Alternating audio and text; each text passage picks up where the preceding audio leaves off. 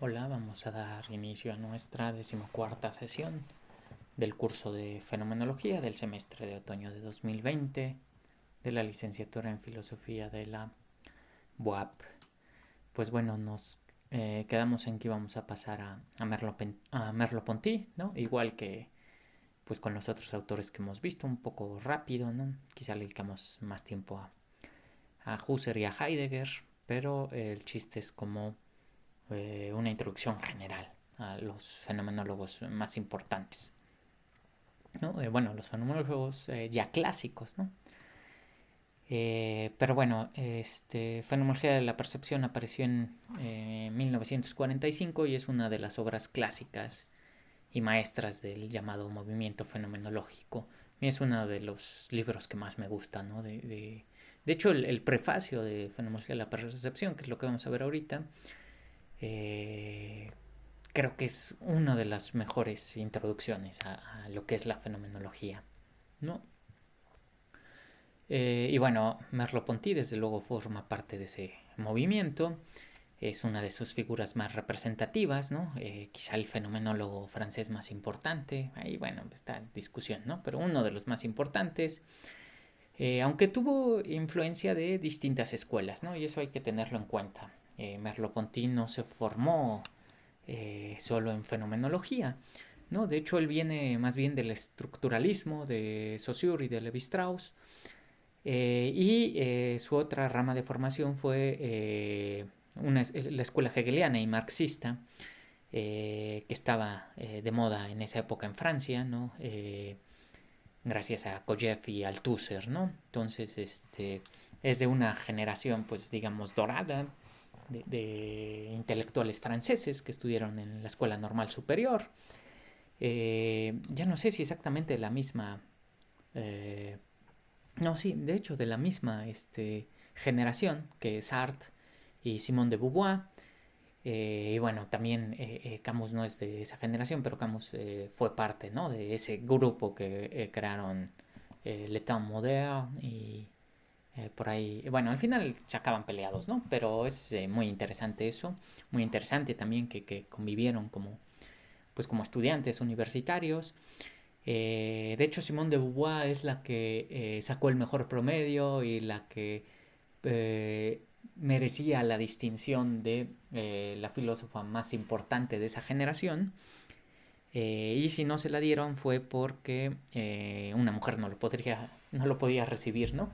De hecho, ella ni se dio cuenta de eso, pero bueno, al final acabó escribiendo el segundo sexo, que se convirtió eh, en un libro clásico del feminismo, ¿no? Es una obra muy interesante, yo la he leído y de hecho a mí me gusta trabajarla en historia de la filosofía moderna, perdón, contemporánea, pero bueno, últimamente ya no he dado esa materia, entonces, pero bueno, ahí léanla y pues Simone de Beauvoir también tiene influencia fenomenológica, ¿no? Eso es interesante.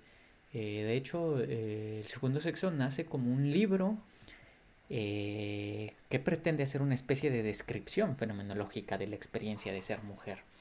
Y bueno, se va, obviamente no se queda en un marco meramente fenomenológico, pero eh, pues para que lo sepan, ¿no? Mencionando ahorita esto de que eran parte de esa generación.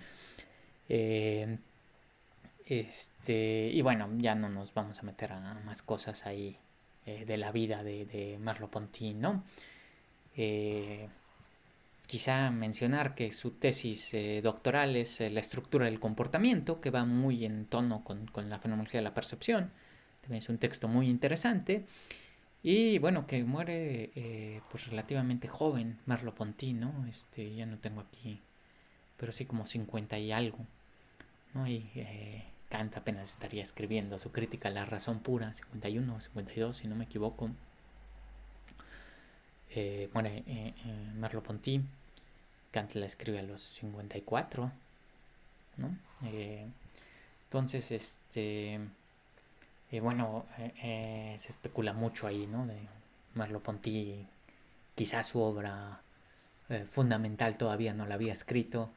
Dejó muchos inéditos, ¿no? Está Y dejó todavía una serie de textos después de fenomenología de la percepción muy interesantes, lo visible y lo invisible, la prosa del mundo. La prosa del mundo es el texto en el que estaba trabajando, ¿no?, en su fallecimiento.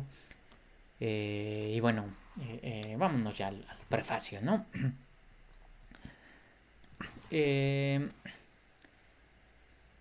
Y bueno, para mí es uno de los textos introductorios, de los mejores textos introductorios sobre fenomenología, porque retoma lo esencial de cómo fue entendida esta tanto por Husserl como por Heidegger, que es un poquito lo que yo les he tratado de hacer, de ver en este curso, a pesar de las diferencias que desde luego existen, ¿no?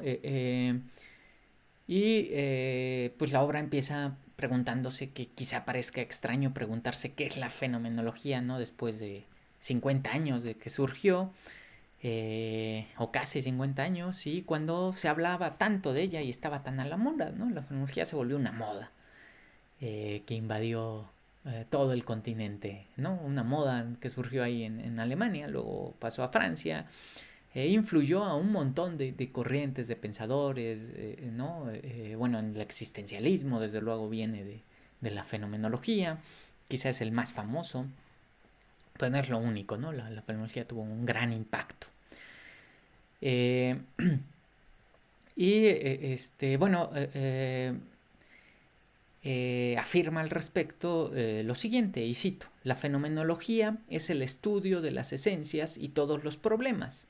Según ella, giran alrededor de la definición de esencias, la esencia de la percepción, la esencia de conciencia, por ejemplo. Fin de la cita, ¿no? Y esto es lo que yo les dije. Para mí la fenomenología es una ciencia idética, y una ciencia idética que funciona mediante reducción. Eso es fenomenología, independientemente de si es Husserl, Heidegger, Levinas o Merleau-Ponty. Y Merleau-Ponty viene a decir eso, es la fenomenología. Ahora, no van a entender de la misma manera esa reducción ni esa idética. Y no la van a llevar de la misma manera, ¿no? Pues Heidegger va a odiar esa palabra, ¿no? Va a ser una ciencia idética, no hay Wesenslehre, ¿no? Sino para él, pues le busca otras palabras, pero es algo muy parecido. Aunque no es exactamente lo mismo, pero están discutiendo cosas muy semejantes, ¿no? Hay en lugar de la captación intuitiva de la esencia, pues la captación hermenéutica de la esencia, ¿no? Y que después lo lleva a esto de los indicadores formales. Y bueno, esto pues remite justamente a lo que ya fue ampliamente expuesto y discutido durante el curso, el concepto fenomenológico de esencia, ¿no? Porque si no entendemos eso, pues vamos a entender mal a la fenomenología. No en tanto que, o sea, el concepto fenomenológico de esencia no es algo, no es un qué sustancial o un sustrato invariable, ¿no? No es un qué sustancial, ni material, ni formal, sino una estructura a priori que determina el cómo del aparecer, ¿no? Sin entender adecuadamente este término, pues no se entiende a la fenomenología, ¿no? Ni a la de Husserl, ni a la de Heidegger, ni a la de ninguno. Aquí debemos tener cuidado con las críticas heideggerianas a tal concepto, pues mucho de lo que afirman no se atiene por completo al término tal cual lo usa el fundador de la fenomenología, ¿no? Entonces, sí, Heidegger es, junto con Husserl, los creadores de la fenomenología, pero Heidegger pone muchos, no sabría cómo decirle, buscapiés, muchos ahí trampas, en este afán de ser original y de separarse de su maestro y de decir solo nadie ha pensado lo que yo he pensado y nadie ha usado los conceptos que yo he usado.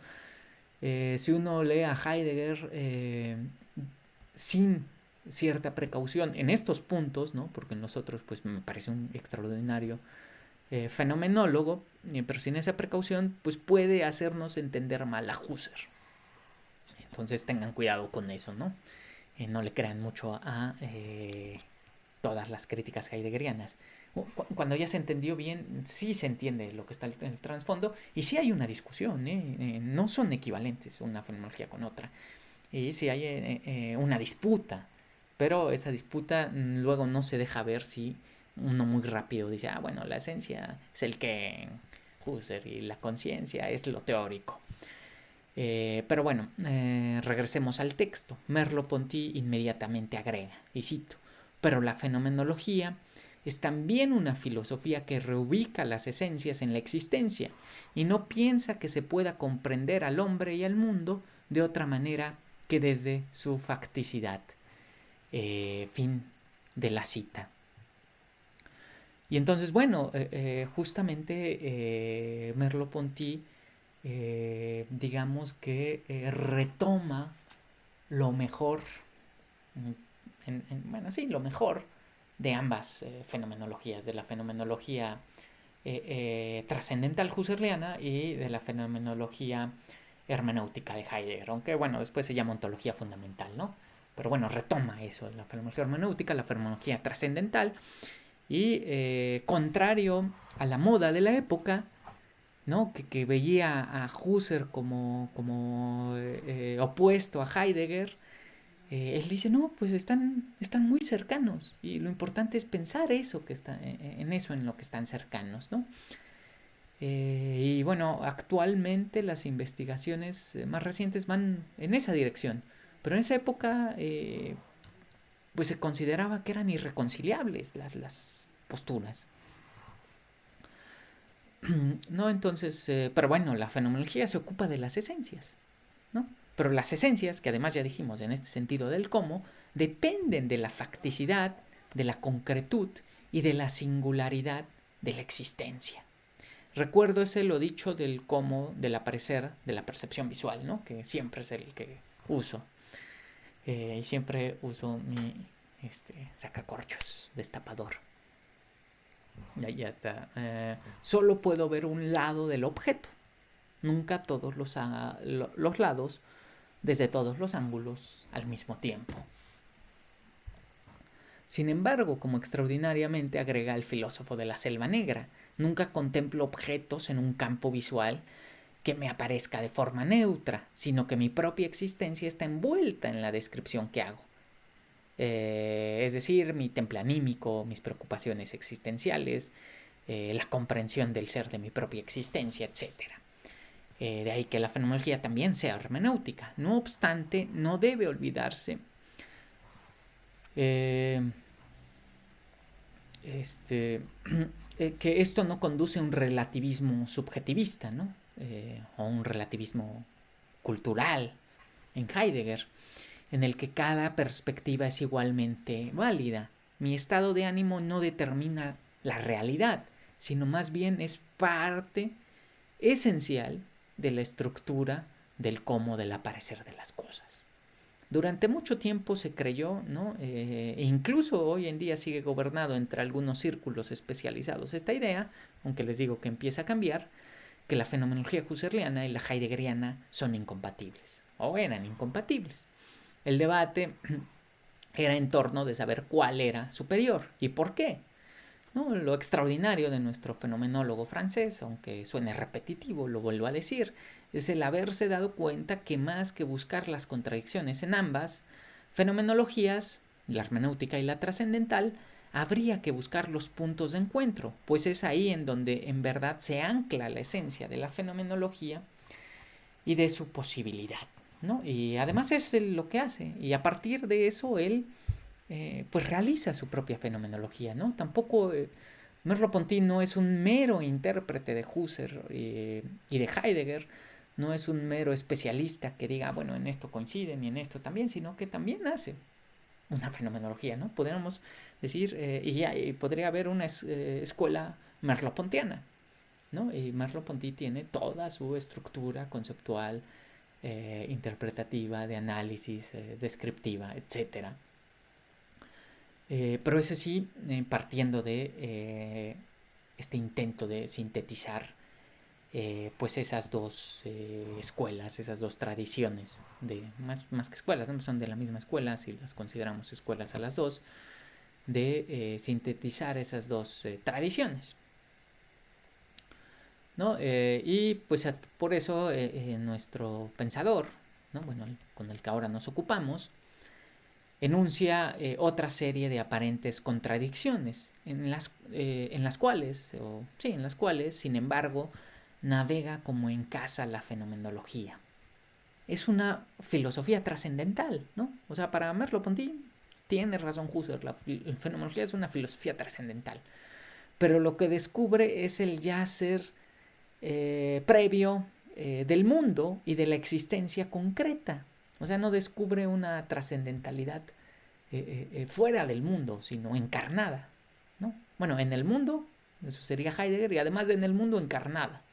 Esto tiene que ver con el cuerpo, que para Merleau-Ponty tiene mucha importancia. Quizá al final de esta sesión o de la que viene, que ya es la última, pues algunas consideraciones generales sobre este punto valdrían la pena.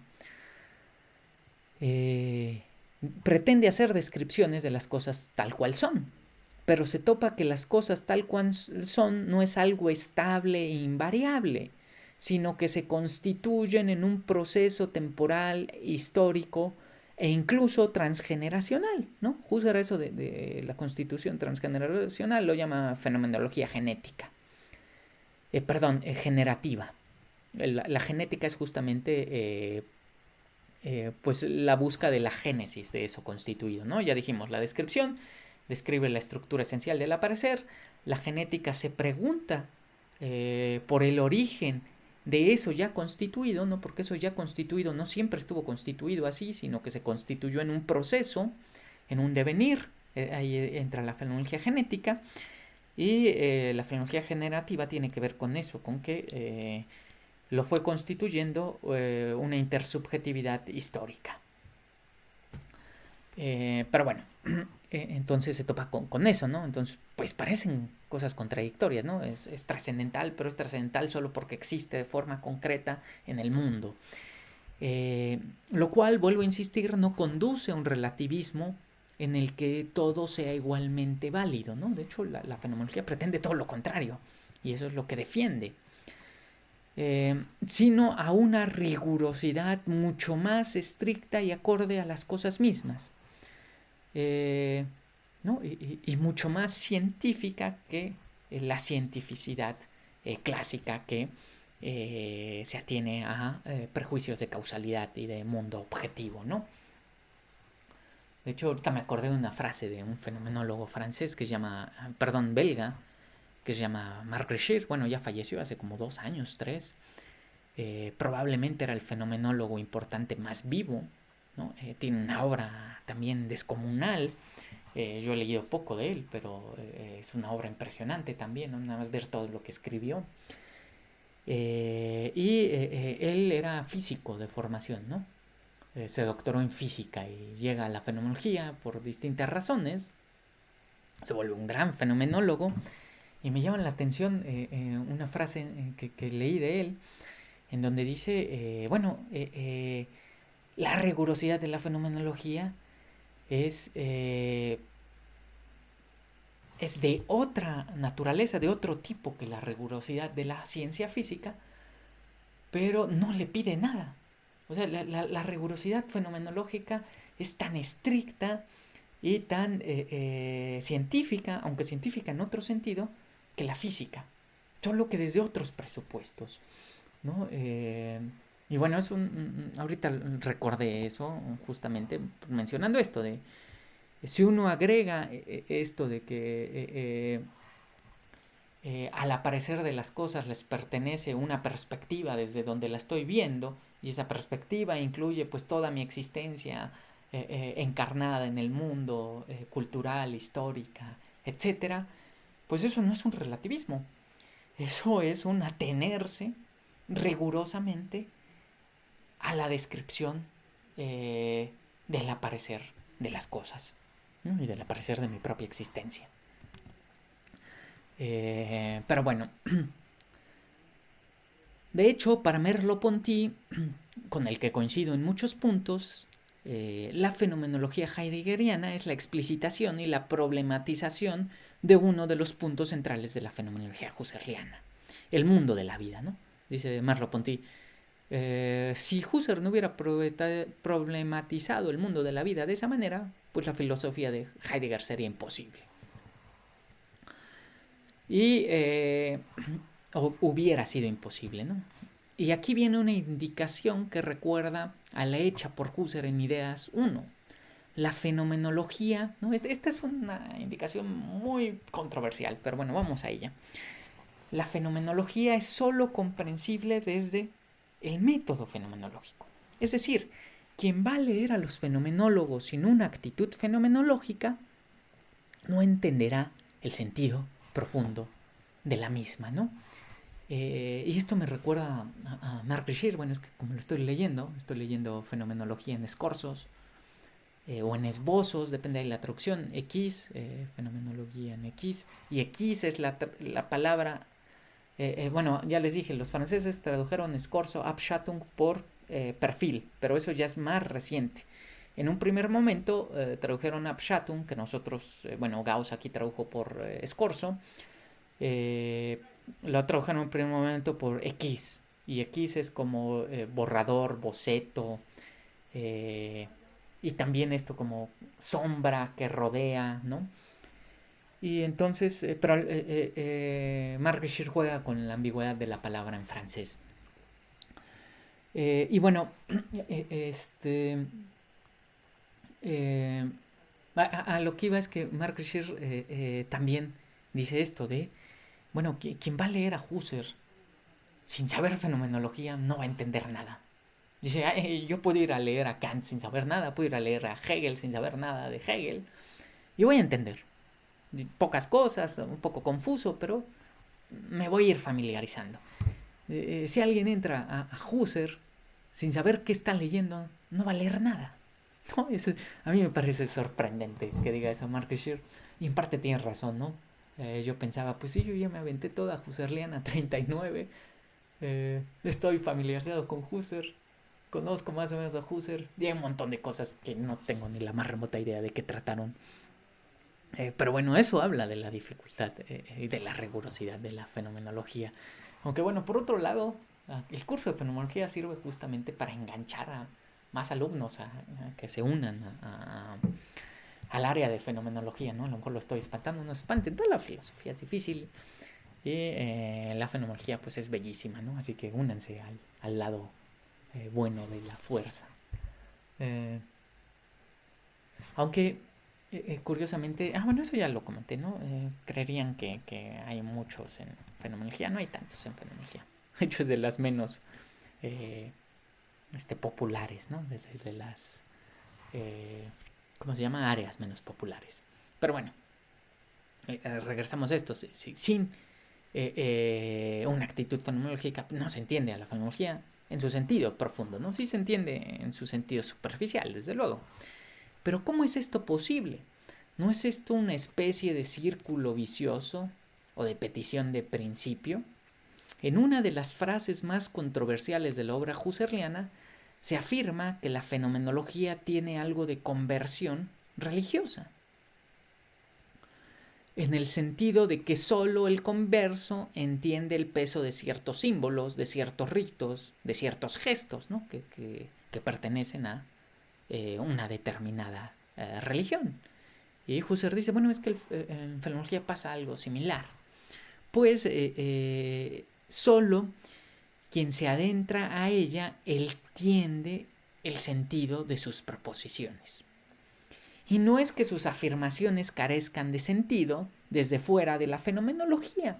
De hecho, se puede alcanzar una comprensión externa y amplia de la misma, sino que el sentido último depende de que quien se ocupa de ella adopte una actitud fenomenológica, ¿no? En esto pues no me puedo detener porque esto es algo muy controversial y muy complejo de explicar, y pues será tema de otro curso, ¿no? De problemas de fenomenología, si se meten a fenomenología.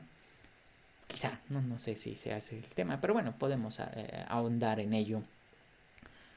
Porque esto es un tema bien interesante, ¿no? Que se requiere esa actitud fenomenológica. De hecho, pues Husserl en Ideas 1, ¿no? Dice, bueno,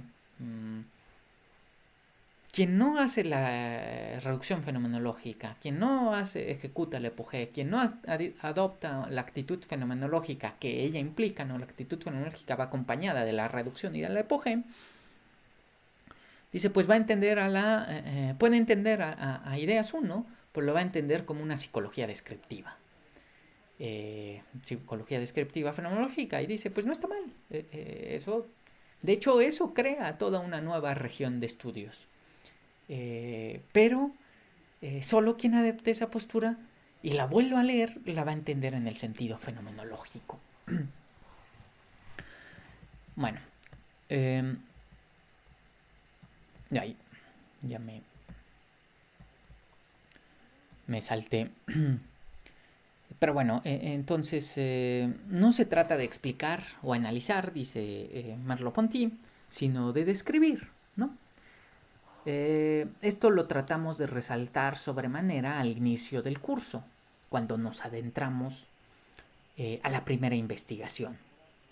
Y lo que aquí se pretende, o bueno, lo que aquí pretende subrayar Merleau-Ponty, haciendo mención a ello, es que con este movimiento, con este cambio metódico y de enfoque, es decir, con pretender describir el aparecer de las cosas, se desplaza el asunto y se sale del callejón sin salida al que conduce un pensamiento reducido a una causalidad tomada de forma ingenua, ¿no? Si no, nos topamos ante esa contradicción entre empirismo y racionalismo, por decirlo desde una tradición. Todos los signos y símbolos, ya sean científicos, religiosos o culturales, tienen la propiedad de ser vividos por alguien concreto. Nada aparece sin aquel para quien aparece, sin el dativo de la dación, ¿no? Como lo llamé y como lo llama, bueno, lo estoy tomando de un texto de, ya ni sé de quién, creo que de Solokovsky, pero no estoy seguro. Aunque ciertamente eso que aparece no sea ni invención ni creación de aquel para el que aparece, y paradójicamente sea correlato de un proceso de constitución-autoconstitución. O sea, ¿por qué paradójicamente? Porque sí es la subjetividad trascendental la que constituye al objeto, pero la constituye de forma concreta, mundana, histórica, y no la constituye de una forma como fuera del mundo, como si fuese una especie de pensamiento puro, aislado. Y además la constituye en ese sentido de el a priori de la correlación. Nunca, bueno, no hay algo atrás del a priori de la correlación, ¿no? Aunque, y bueno, aunque hay en Ideas 1 hay una frase muy controversial de la aniquilación del mundo, pero mejor no me desvío con eso, quizá más adelante. Bueno, aunque ciertamente eso que aparece no sea, bueno, en invención, ya lo dije. El punto es que nadie ve causalidades neutras desde un no lugar, sino siempre desde una perspectiva concreta, existencial e históricamente encarnada, ¿no? Esto de encarnado lo estoy resalta y resalta por Merleau-Ponty, que ya les dije al final, pues me detengo en eso, que sería como la parte a la que le da más importancia Merleau-Ponty, al cuerpo, ¿no? La chair en francés, que chair es carne, pero nosotros no tenemos bueno, carne quiere decir también viande en francés, ¿no? Por eso es difícil traducir eso. Pero bueno, es el cuerpo en sentido fenomenológico, el cuerpo vivido es fundamental para Merleau-Ponty para explicar estos procesos constitutivos y trascendentales y existenciales en sentido heideggeriano. Sin el cuerpo no lo habría, y de hecho en su última obra dice, bueno, hay una carne del mundo, el mismo mundo tiene un cuerpo vivo. Con esto se toca el punto fundamental de que la fenomenología parte de la descripción en primera persona de la experiencia vivida, concreta y siempre mía, ¿no? Aunque ya lo hemos mencionado, pero hay que volverlo a mencionar aquí porque Merleau-Ponty lo resalta. Y que es la única manera en la que experimentamos o experienciamos las cosas. Y no se trata, nuevamente y contrario a una mala interpretación e incorrecta lectura de la fenomenología que se hizo, sobre todo desde la tradición analítica, de caer en un mundo privado, inmanente y cerrado, ¿no? ¿Quién cree que la fenomenología tiene que ver con un mundo privado, inmanente, y que el epogé hace desaparecer el mundo y lo único que existe son mis vivencias? pues no entiende la fenomenología. Pues sí, solo me dirijo a mis vivencias, pero eso es para depurar el sentido meramente objetivo y acceder al sentido fenomenológico. El mundo nunca desaparece. Y que la experiencia sea siempre en primera persona no tiene que ver con una especie de inmanencia privada, secreta, sino tiene que ver con un factum. Así es, no hay experiencia más que desde la primera persona. No, que la experiencia siempre sea de alguien concreto es un hecho descriptivo de la fenomenología, tan cierto y seguro como que no puedo ver un objeto desde todos los ángulos al mismo tiempo, ¿no? Esa es una ley fenomenológica. Esto lo he mencionado un par de veces, lo vuelvo a mencionar aquí. Si Wittgenstein se encargó de probar que el lenguaje privado no existe, la fenomenología muestra que la experiencia privada no existe. Y sin embargo, y casi paradójicamente, la experiencia es siempre y exclusivamente en primera persona, ¿no? O sea, que la experiencia sea solo mía y que yo trabaje con mis propias vivencias no tiene que ver con un mundo privado y con un lenguaje privado, como unos filósofos analíticos entendieron a la fenomenología. Si fuera eso, pues la fenomenología no querría decir nada, o bueno, sería una especie de misticismo raro. No, la experiencia no es privada. La experiencia es en primera persona, eso es otra cosa. La estructura esencial de la experiencia es la misma. Y en Husserl es la misma. No, bueno, algunas cosas sí serían probablemente exclusivas del humano y de otras no tendríamos manera de acceder por estos problemas de descripción en primera persona, pero sería la experiencia, la descripción de la estructura esencial del aparecer de las cosas, ¿no? Ni siquiera se restringe al ámbito humano. Pero bueno, respecto de esto, pues cito, todo lo que sé del mundo, incluso lo que sé por la ciencia, lo sé a partir de una perspectiva mía o de una experiencia del mundo sin la cual los símbolos de la ciencia no tendrían ningún significado. Todo el universo de la ciencia está construido sobre el mundo vivido, y si queremos pensar a la ciencia misma con rigurosidad, apreciando su sentido y su alcance, es necesario primero despertar esta experiencia del mundo de la cual ella es expresión secundaria. Fin de la cita, ¿no? Entonces, pues sí, para la fenomenología toda esta explicación científica es parte del aparecer de las cosas. Y en ese sentido solo es uno de sus perspectivas, de los perfiles desde los que se muestra. No es tampoco, como quisiera la ciencia, el ojo absoluto que ve cómo son las cosas, ¿no? O, bueno, sí, las ve en cómo son, pero en cómo son en sí mismas, para ver las cosas en cómo son en sí mismas, tal cual lo entiende la ciencia, pues es porque se está en una perspectiva, desde la cual contemplo de esa manera y desde cierta actitud el mundo. Pero bueno, el mundo no se reduce a eso, eso es uno de sus tantos perfiles, ¿no?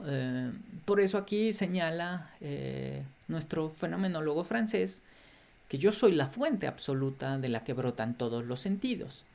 De ahí que la subjetividad sea absoluta y trascendental, como Husserl lo dice, pero siempre entendiéndola dentro de las aparentes contradicciones y paradojas ya mencionadas, ¿no? Es absoluta y trascendental, es decir, es absoluta y trascendental, pero singular y efímera, encarnada, que no constituye al mundo más que en un proceso en la que se va constituyendo a sí misma. No está fuera de ese devenir, es ese mismo devenir. No está fuera del aparecer de las cosas, sino está, para decirlo levinasianamente, sumergida en ese proceso.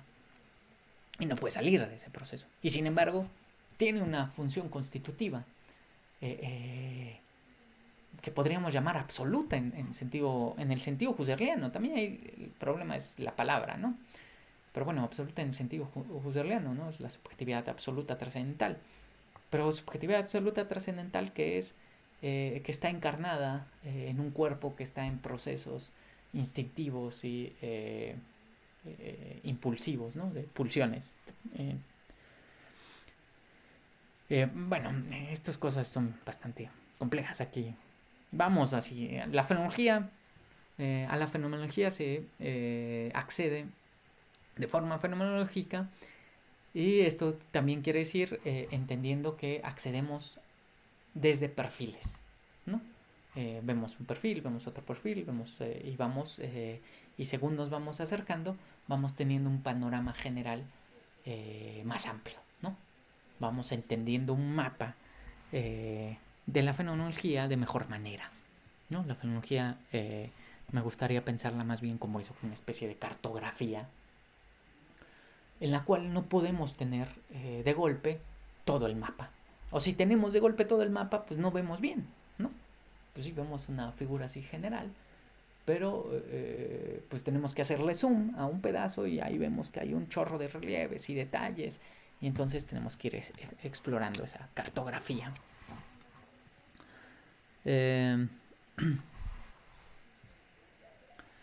Entonces, este regreso a la subjetividad y la descripción en primera persona tiene que ver con el retorno a la experiencia directa de la que brotan todos los sentidos y que está antes de cualquier construcción teórica, y por ello, en última instancia, remite al llamado mundo de la vida. El ejemplo al que se refiere nuestro pensador me parece ilustrativo. Y cito: ir a las cosas mismas es regresar a ese mundo anterior al conocimiento, del que el conocimiento habla todo el tiempo y respecto del cual toda determinación científica es abstracta, significativa y dependiente, como lo es la geografía respecto del paisaje, en el cual primero aprendimos lo que es un bosque, una pradera o un río. Fin de la cita. Y este retorno a la experiencia vivida es contrario al retorno a la subjetividad absoluta a la manera cartesiana o kantiana, ¿no? Aunque Husserl también la llame subjetividad absoluta, ¿no? Pero para Merleau-Ponty, de hecho, es muy importante entender por qué no debe de entenderse la subjetividad trascendental fenomenológica como la entiende Kant. No, son lo mismo, incluso son opuestos en algunos puntos. También tienen algunos ligeros puntos de coincidencia, por eso la llama así Husserl. Pero en términos generales no es la subjetividad trascendental kantiana, ¿no? Si ya lograron entender a la subjetividad trascendental kantiana, que además cuesta trabajo, ¿no? Pues déjenme decirlo, lo siento, no es eso. No, bueno, eso les sirve para avanzar en su comprensión, pero no es eso. Que por cierto, ustedes están viendo con Kant conmigo, ¿no? Algunos de los que están en filología, historia de la filosofía moderna, ¿no? Estamos viendo muy poquito ahí. Ya la clase que viene, que también es la última, vamos a hablar justamente de lo trascendental. Pero bueno, van a tener su seminario Kant-Hegel, ahí seguro lo aprenden. O bueno, esperemos que ahí lo aprendan.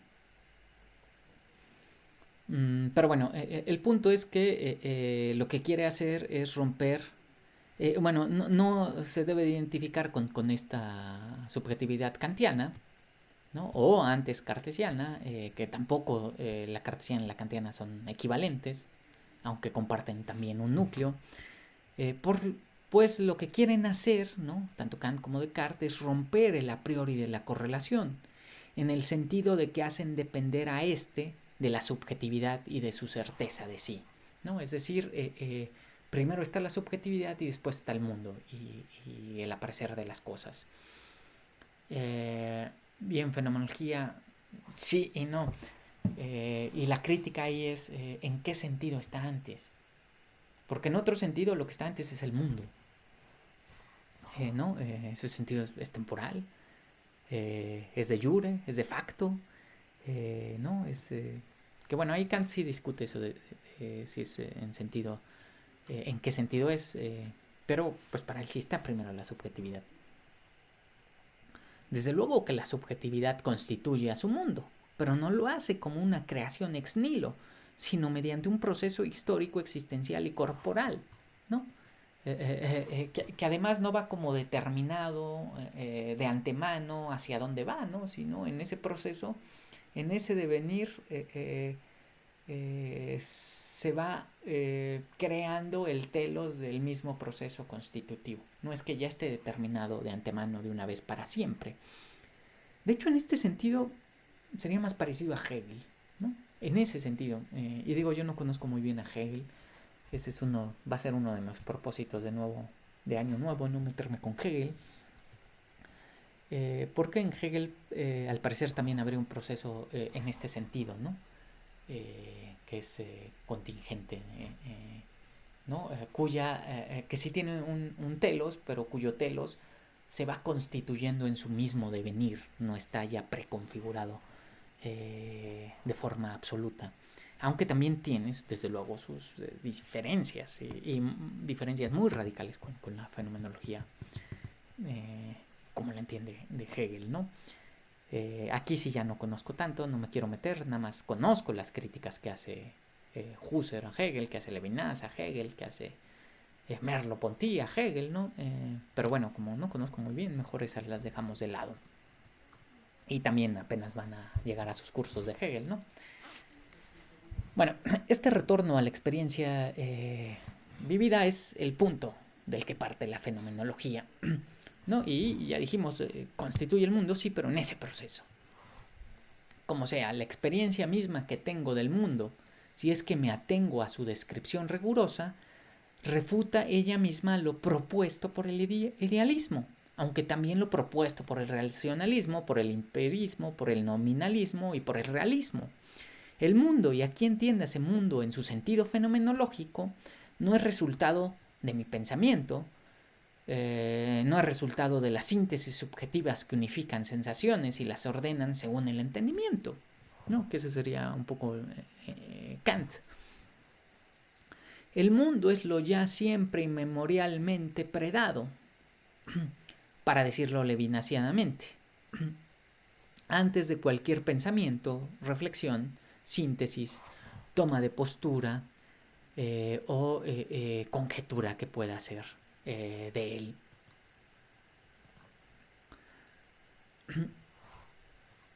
Es lo que ya siempre me antecede y en lo que ya siempre me encuentro ocupado existencial y corporalmente.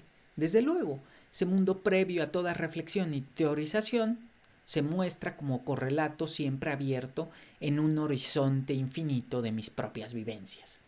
De esta manera, este tipo de filosofía cree alcanzar, de la otra, aquí hice una equivocación, ¿no? Pero el idealismo clásico, rompiendo ese correlato, cree alcanzar una subjetividad absoluta, inmaculada, que está fuera del tiempo y del espacio, ¿no? Y que pues, es su fundamento, independientemente de cómo, ¿no?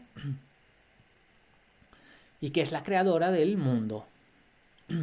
Pero la verdadera subjetividad absoluta no es la que está fuera del tiempo y del espacio, sino la que fluye en él, ¿no? Aunque bueno, sí es la subjetividad la que temporaliza el tiempo, pero de la misma manera hay una temporalización subjetiva, hay una temporalización objetiva, ¿no? Vamos a decir una noética, una noemática, y luego está el flujo absoluto. Entonces, es mucho más complejo de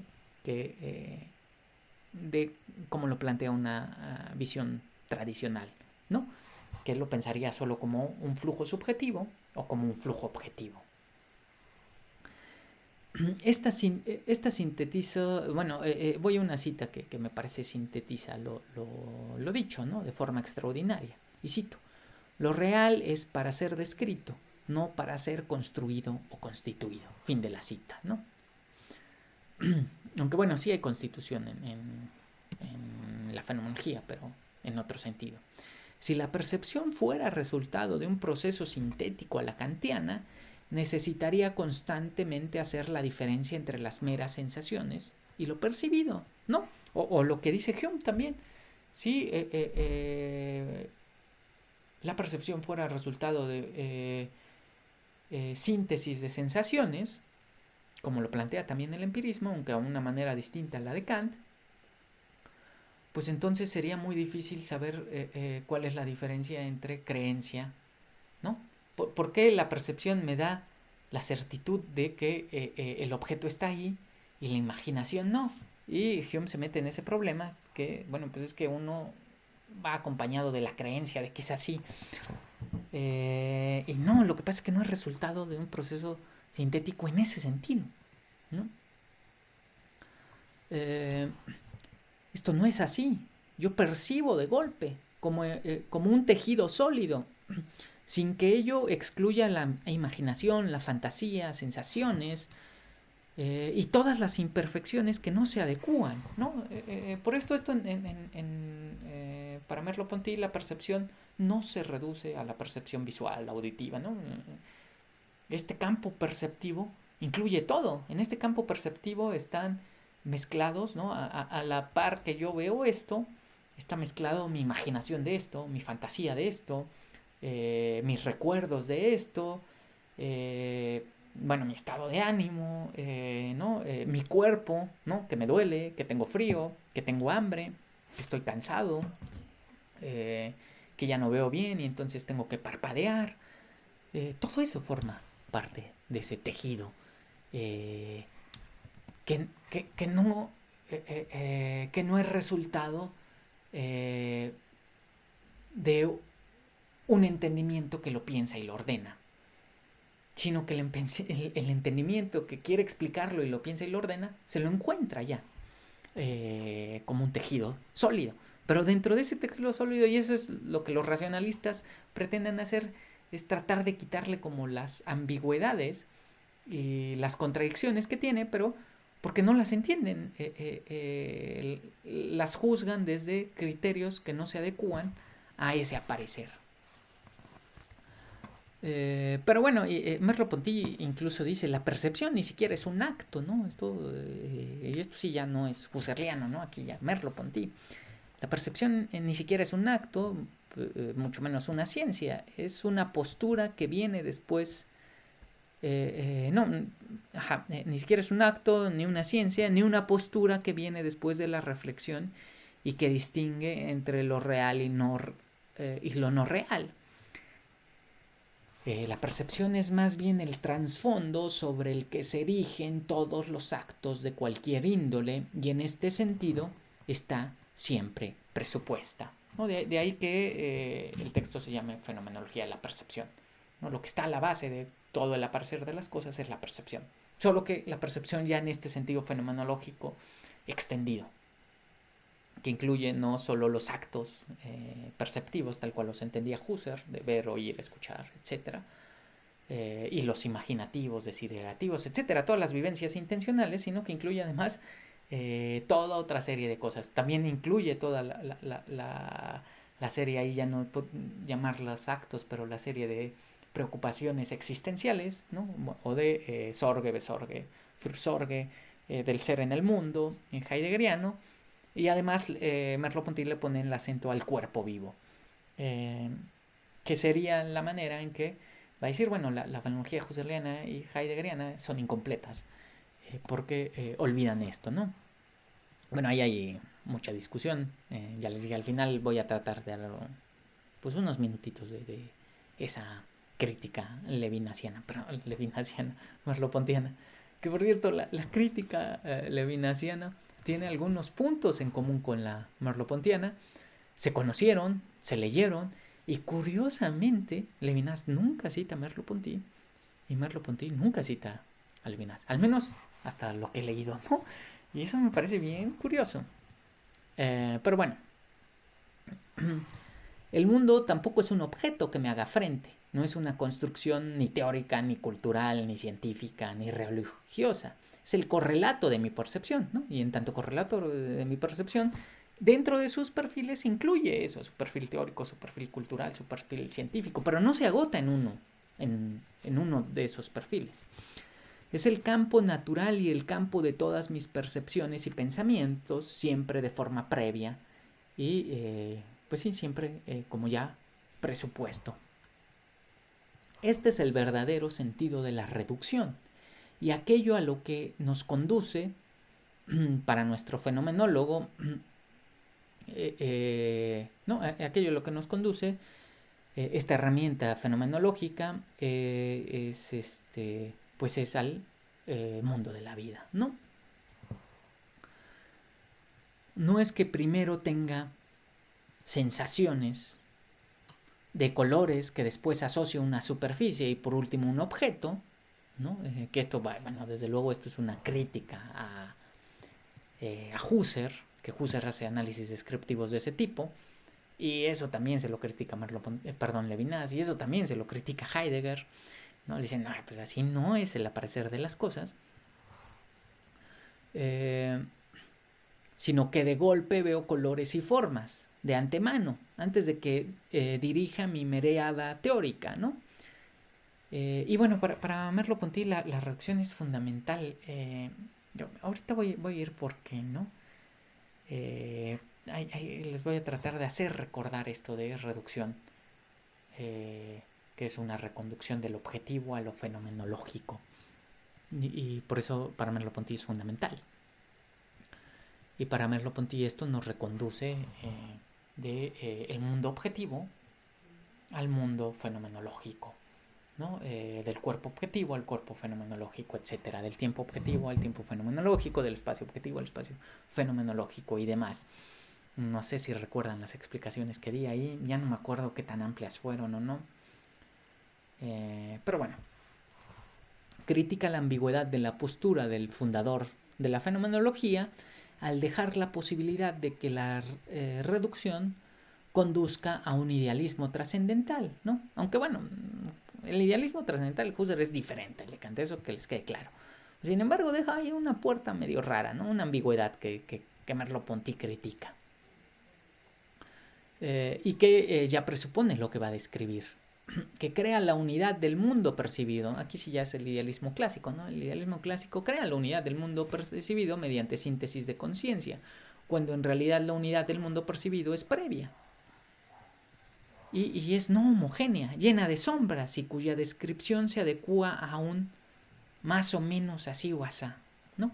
Que la fenomenología en Merleau-Ponty, en Levinas y en el mismo Husserl, a pesar de toda su rigurosidad, acabe haciendo referencias a descripciones que digan más o menos así, no es falta de rigurosidad, sino al contrario, es la consecuencia de la rigurosidad fenomenológica hasta sus últimas consecuencias. Porque justamente esta tela, como la llama Merleau-Ponty, este tejido de la percepción en el cual me muevo, y se va moviendo el mundo mismo, que además es histórico, no solo espacial, bueno, temporal, no solo espacial, tiene muchos puntos ciegos, muchas sombras que yo no veo y que si quiero ver pues tengo que cambiar la perspectiva, pero si cambio la perspectiva pierdo el otro lado, etcétera, ¿no? Entonces, por eso la fenomenología pues es compleja. Y cito, un idealismo trascendental consecuente despoja al mundo de su opacidad y su trascendencia, ¿no? O sea, un idealismo a la kantiana o más clásico, ¿no? Incluso Platón, ¿no? Aunque el divino Platón, ya saben, ese es el pensador al que más deben de recurrir, bueno, según yo, pretende describir al mundo o pretende hacer una explicación del mundo que deje de contener contradicciones y que sea como diáfana y casi causal y se derive. Y la rigurosidad fenomenológica no es que abandone y se entregue a una especie de escepticismo y relativismo, sino que la rigurosidad que se atiene de la mejor manera posible, porque tampoco es perfecta, pero este no ser perfecta es parte de eso, es la fenomenología. Y en ese escribir se tiene que escribir que no es diáfano, que no, que hay un montón de puntos ciegos, de sombras y de aparentes contradicciones, ¿no? Por eso justo lo que la rigurosidad fenomenológica que se tiene al aparecer de las cosas nos enseña es lo contrario a estas aspiraciones más clásicas. Y nos enseña que el mundo es trascendente, aunque su trascendencia no sea un en sí independiente de la conciencia, ¿no? Por eso no es un realismo, aunque en otro sentido la fenomenología sí es un realismo, ¿no? Es esto que les decía, supera al racionalismo y al nominalismo. Sí, en otro sentido la fenomenología es realista y la filosofía analítica sería nominalista, pero bueno, es que ahí ya hay como un montón de matices. ¿No? Pero tampoco es una creación de la conciencia, ¿no? Aunque no sea independiente, es el correlato. Y su aparecer está lleno de opacidad, de puntos ciegos. Y por eso Merleau-Ponty en este texto, y bueno, por eso se llama así, lo visible y lo invisible. Merleau-Ponty lo que va a resaltar con sus análisis fenomenológicos es que lo visible solo es visible gracias a lo invisible, que lo presente es presente solo gracias a lo ausente, etcétera, ¿no? Que es un poquito también con lo que juega Levinas, ¿no? Para que yo pueda ver este objeto y dirigir mi mirada a un punto en específico es gracias a que desaparece todo lo que está en su entorno. Y no es que desaparezca en el sentido de que deja de existir, etcétera, sino que se pone como mero trasfondo en el cual deja surgir esto que veo. Pero justo lo que deja surgir eso que veo es lo que posibilita esto que veo, no al revés. No al revés. Y bueno, esto en la clase pasada o antepasada lo expliqué más o menos desde Levinas, ¿no? Con la noción de horizonte. La noción del horizonte.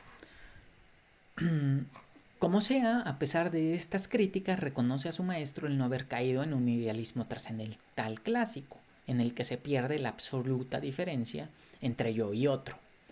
Pues al describir su exeidad, ¿no? Su ser aquí concreto, es imposible confundirlos en un sistema que más que existir vale para ambos, como si fuesen el mismo.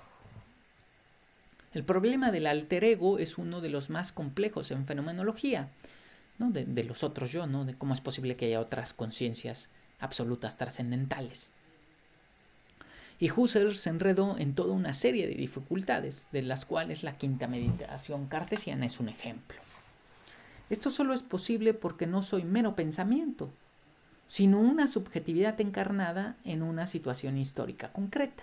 Y nuevamente, esto no como un intento de relativizar y negar la verdad universalmente válida y absoluta, ¿no? Aunque suene repetitivo, lo digo y lo vuelvo a decir, sino por rescatar su posibilidad, es decir, porque esto es lo universalmente válido, ¿no?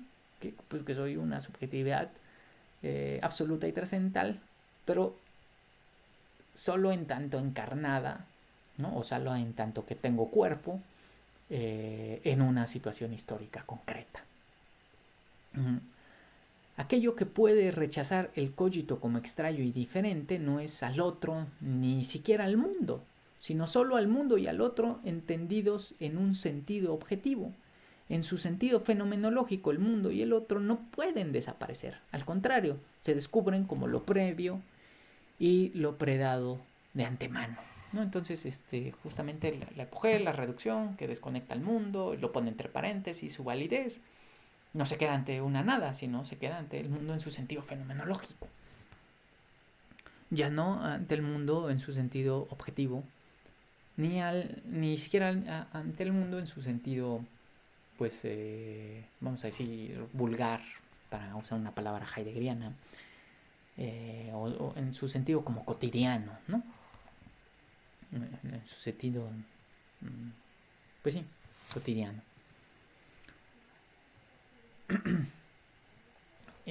Por eso, la reducción, lo que finalmente nos ofrece es nuestro ser en el mundo. Pero justo por ser lo más cercano, ¿no? Nuestro ser en el mundo, necesitamos hacer la reducción para que esto se haga patente. Por eso la reducción utiliza la epogea, para suspender los prejuicios sobre el mundo, el yo y los otros, y redescubrir ese estar intrincado en ese flujo que los entrelaza. Y cito: la reflexión no se retira del mundo hacia la unidad de la conciencia como fundamento de éste. Toma distancia para ver brotar las trascendencias. Distiende los hilos intencionales que nos unen al mundo para hacerlos aparecer. Ella sola es conciencia del mundo porque lo revela como extraño y paradójico. Fin de la cita. Para Merleau-Ponty, la ruptura que hay entre Husserl y sus discípulos se debe justo a este movimiento, a esta reconducción acompañada del epogé que deja en suspenso a lo que aparece. Pero por más paradójico que suene, la puesta entre paréntesis se efectúa en Husserl no con el fin de deshacerse del mundo, sino para hacerlo aparecer en su sentido fenomenológico, ¿no? Esto lo dice Merleau-Ponty en 1945, cuando nadie había entendido eso y todos estaban en una discusión de que no es así. Entonces es maravilloso Merleau-Ponty.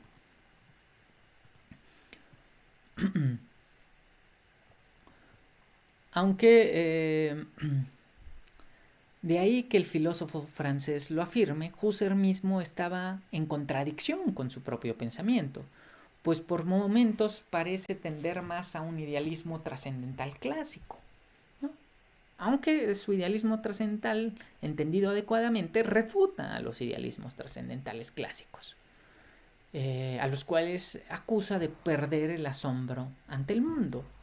Son estas aparentes paradojas las que deben pensar la filosofía y hacerlo siempre desde el comienzo, pues no hay un pensamiento que pueda abarcar este aparecer de las cosas en el cual la conciencia, o la vida, para decirlo de una manera menos husserliana, se descubre a sí misma como reflexionando sobre el origen, el fundamento y la estructura del aparecer. Y sus reflexiones, por más poderosos que sean, siempre las descubre como dependientes de una vida anónima y reflexiva, que ya estaba sumergida en el mundo, ocupándose de él y de los otros, y que es la base de toda reflexión. De ahí que para nuestro fenomenólogo el ser en el mundo sea el resultado último de la reducción fenomenológica husserliana. Y pues bueno, con esto basta porque estas cosas son bien complejas, ¿no? En algunos les dediqué más, aunque en algunos les dediqué más y también eran muy complejas. Pero bueno, vamos más o menos a la mitad del prefacio. En la última sesión vamos a ver la otra mitad del prefacio. Pues ya se acabó esto, ¿no? La semana que viene también reciben su cuarto cuestionario y ya les doy las fechas de entrega del ensayo y esas cosas. Y ya se acabó. Ah, bueno, a los que son de semestre les tengo que escribir hoy. No, pues se va a calificar diferente, ya no va a haber cuarto cuestionario ni demás. Y pues bueno, hasta la siguiente sesión.